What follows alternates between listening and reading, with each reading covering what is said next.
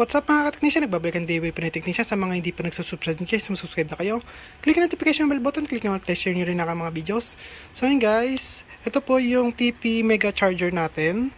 At kung nakita nyo, meron siyang 70 pieces ng TP 4056 module. Ayan.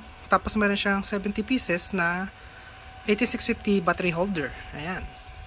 So ngayon, charge ko lang tong mga to kasi nasa 3 volts na lang siya. So yun na yung pinaka minimum voltage niya. So hindi siya pwede sumagad ng 0 kasi masisira na siya guys pagka ganyan. So ayan. So nakasaksak siya dito sa may main power supply natin syempre. Tapos meron tayong secondary power supply. So bale, itong main power supply natin from 110 or 240 volts, ilalabas niya magiging 24 volts ito guys. So 24 volts pasok dito. Ang lalabas niya rito guys sa kabila is 5 volts. Ayan. So bali itong main power supply natin ay 24 volts at 14.6 amps. So original po yan na power supply ng Minwell. Ayan. Tapos papunta naman siya dito sa may synchronous buck converter. So ilalabas niya rito ay 5 volts at 50 amps. Ayan. So ang ginawa ko rito, nilagyan ko siya ng heatsink. Ayan. Kasi sobrang init niyan guys kapag ka naglalabas siya ng high power current guys. So ayan, 14 volts, 14 volts, 14.6 amps. So 24 volts. Bakit ang nilalabas niya is 50 amps? Kasi guys, magandang synchronous buck converter kaysa sa normal na buck converter lang. Kasi yung synchronous buck converter, ginagamit niya ay dalawang MOSFET. Walang diode na ginagamit diyan. Tapos kapag ka normal na buck converter is isang MOSFET, isang diode. So may loss kasi sa diode kapag gumamit nun guys. So ayan, dalawang MOSFET. So almost zero loss. Ayan. Or sabihin natin 1% loss lang. Yun na lang. So kada module natin dyan guys, ayan. So kung makikita nyo tong puti na to, ito po ay thermal paste. Kasi dati may nakalagay dyan na water tube. Water tube tuloy copper tubing na nakaano kasi to guys dati. Naka water cooled. So ginawa ko, inalis ko na yan kasi sobrang init niya. So ang ginawa ko, nilagyan ko ng potentiometer. Ito, binabaan ko ng current. So bale 500 milliamps lang yung charging niyan kada isang module. Ayan, kaya kung nakita nyo, inisa-isa ko yan. Ayan, isa-isa po yan nilagyan ng potentiometer guys. Ayan, or trimmer. 10K po yan guys, trimmer or potentiometer. Ayan. So 10K ohms yan. So i-tweak nyo lang siya guys para maglabas siya ng 500 milliamps. Tapos tag dito yung pagpapalit naman ng module na yan, kasi baka isipin nyo or baka itanong nyo sa akin, boss, paano kung masira yung module na yan? Katulad nito guys, ayan o, sira yun o. Walang nakalagay na battery, pero naka-red. So sira yung IC niyan. So hindi ko pinapalitan ng buong module yan. Ang ginagawa ko, marami kong IC niyan guys So ang ginagawa ko, pinapalitan ko yan. Tuturuan ko kayo kung paano magpalit ng ganito nang hindi nyo aalisin tong module mismo rito sa may sa may lalagyanan niya. Ayan. So bale naka-acrylic glass po yan. Ayan guys. Ang kapal po ng acrylic glass niya ay 1/8. Ayan. Kalahati ng 1/4. Ayan. 1/8 lang yan guys. Dalawa po yan. Ayan o. Okay. Kung tatanungin nyo rin ako kung paano ko naputol to ng ganitong bilog. So syempre hanapin yung gitna. Ito yung gitna niyan. Tapos may nakalagay dyan na tag dito rod, pag ganon. Tapos yung rod na yon may nakalagay na blade. So yun ang ginawa ko, pinaikot-ikot ko siya hanggang sa maputol ko ng bilog yung ganyan guys. Kasi wala naman akong laser cutter para dyan So ayan. At ito namang display natin, syempre nagdi-display siya ng voltage. So ayan, 5 volts, almost 5 volts. So nagdi-display din siya ng amperage. Ayan. So wattage yan guys, kitang-kita nyo. Kita nyo rin yung temperature nito. Ito guys. Kasi yan makikita nyo. Tapos kita nyo rin dito yung capacity niya. So pwede natin yan i-reset dito. So ibig sabihin nakaka 86 na kung pag-charge dito sa mga to.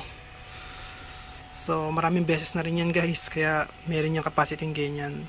So almost 3,000 no. So 2,900 na siya. So ayan yung time niya guys. So hindi nagbabago. So 1 hour na siya guys. Hindi siya 1 hour guys. Kasi ang 1 hour niyan is mismo ito. So 62 hours yan guys. So ilang days na rin pala yan. 2 days and a half mga ganyan. So mga ganon, 2 days and a half ako nagcha-charge dyan. So ayan guys. At ayan yung mga rail nyan. So positive rail, tapos yung ito yung negative rail.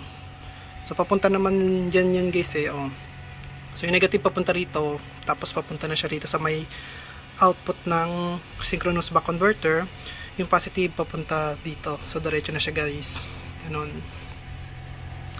So ayan, bale baka tanungin nyo rin ako guys kung bakit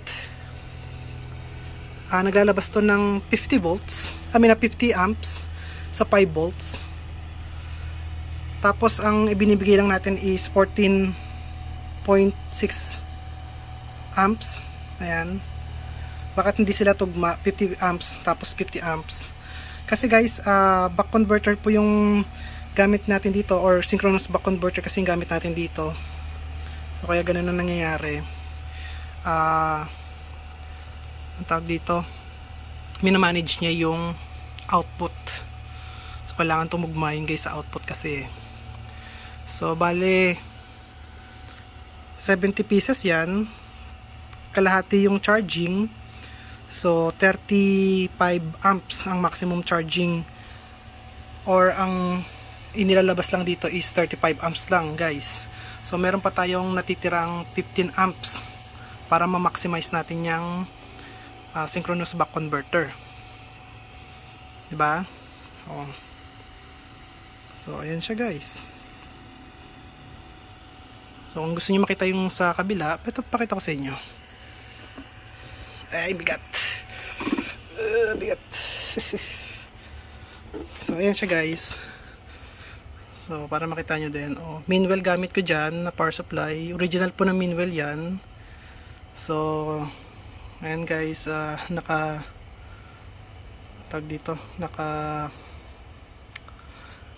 baliktad. So paano ba? Wait lang, ikot ko lang to guys. Ay. So ayan guys, para kita nyo. Ayan. So ayan, kung nakita nyo, 24 volts, ayun output nya. Tapos 14.6 amps, yun yung pinaka maximum nya na i-output. So pagdating dito, kung nakita nyo, baliktad na naman. Baliktad. So ayan, nakita nyo, input nya is 12 volts to 24 volts max. Ang i-output nya is 5 volts 50 amps. 5 volts 50 amps.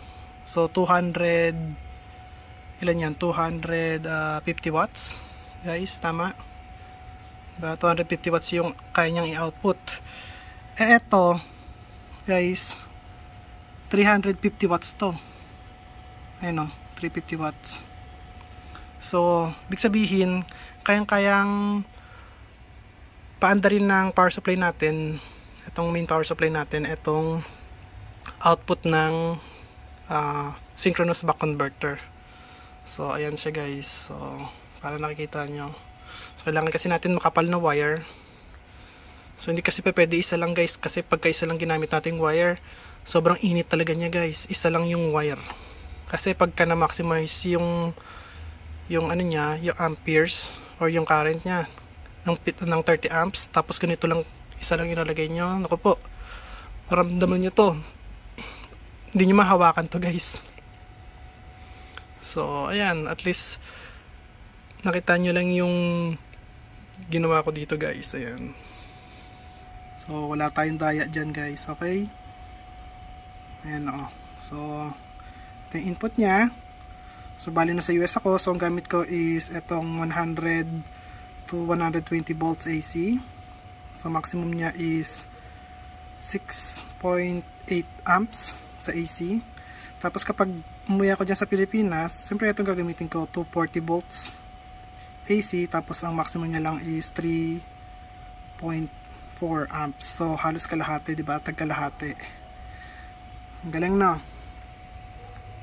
Pagkalahati yung voltage, mataas syempre yung current, or sabihin natin mababa ang voltage, mataas current. Kapag mataas naman ang voltage, mababa yung current. Ayan guys. So ayan, at kung may katanungan kayo guys about dito sa may TP mega charger natin, oops, comment lang kayo guys. Ayan, wait lang. Ayan, so naka ano tuloy, naka tagilid. Wait lang guys ha. So ayan, bali ang normal na voltage ko dyan guys, syempre ayan, pagka walang battery yan, kailangan ng normal nyan is ayan, 4.97 volts. Tapos ang normal nya is 0.14 amps or 140 milliamps. May charge siya or may load siya guys. So kaya syempre tataas yan. So ayan. So kung gusto niyo yung video ko, huwag kalimutan mag-like, share, subscribe. Click notification bell button. Click nyo guys. Bye. Peace.